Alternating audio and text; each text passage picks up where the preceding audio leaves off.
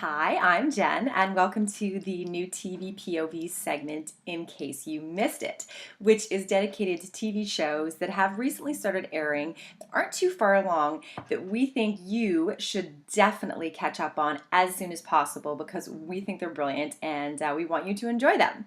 So this segment is devoted to the CW's The 100, which was a mid-season replacement last year. It aired 13 episodes in the winter of 2014. The 100 is based on a young adult book series, and the premise of the show is that a couple of generations ago, Earth was destroyed by a nuclear holocaust. And so now what's left of the human race is living in space on a space station called the Ark. And they're planning and anticipating for a time far in the future where they're going to go back to Earth and repopulate and build the human race back up. But there are some problems because the life support system on the Ark may not support the human race for as long as they need to. So they decide to send 100 people down to the surface of Earth to check ahead of time whether it's safe to live there.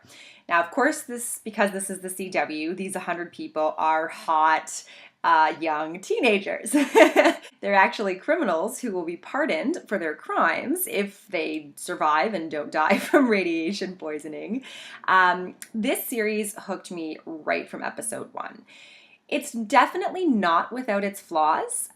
Some of the acting can be a little suspect at times, which happens when you cast all of your shows full of fairly unknown teenage actors. And there are some cheesy moments, but the premise is really intriguing. And they do a really good job of balancing the action on the ground with these 100 kids and the action that's still taking place back up in the Ark with the adults who are left, some of them being Isaiah Washington, who's the chancellor of what's left of the human race, and Henry Ian Cusack. So they're both really compelling stories, and they really draw you in.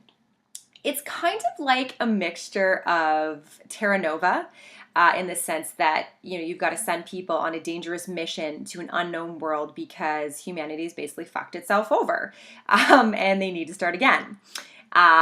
And it has some Lost-like elements actually too, because the Earth itself is an unknown entity to these people, and it's dangerous. There's lots of weird things happening, like glow-in-the-dark butterflies, animals with two faces, and there are other inhabitants of Earth that they didn't expect, which I won't give too much away, but the 100 kids refer to them as the Grounders.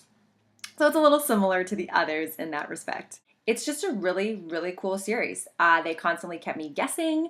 I never knew what to expect each episode. I was dying to see every episode as they came out, and that really hasn't happened to me in quite some time with these complex serialized shows that have a lot of sort of world building, mythological elements. I was very pleasantly surprised by this show, and like I said, it does have its flaws, but I think sort of the world itself and the overall feeling you get from watching it kind of trumps those. It just trumps those. I think this is definitely a series that anyone who is really into shows like Lost should definitely check out. Season 2 on the CW starts in 3 weeks. That is 1 to 3 weeks. So you've got plenty of time to catch up. If you're in Canada, check it out on Netflix. And if you're in the States, you can download it on iTunes.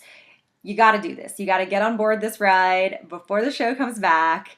I promise you'll enjoy it, and I plan on talking a lot about it in season 2, so if you want to be in the know, you got to get on that. So I hope you enjoyed this segment, and as usual, check us out on the web at watchtvpov.com and let us know which segments you really like and what you want to see more of.